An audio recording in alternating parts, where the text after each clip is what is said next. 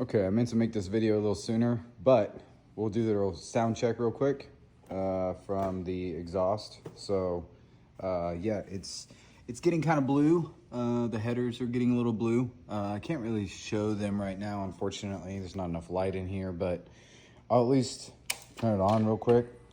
This is with the stage 2 tune, so it takes out the this bike likes to kind of idle up and then idle down as it starts, and it kind of gets rid of that, so it just kind of starts right up immediately. So let me see. Oh, we're in first gear. Oh, let's change the gear. Let's see here. Okay, didn't get memed, so that's good.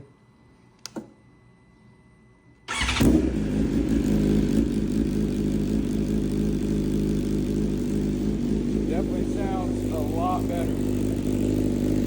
That exhaust is wild.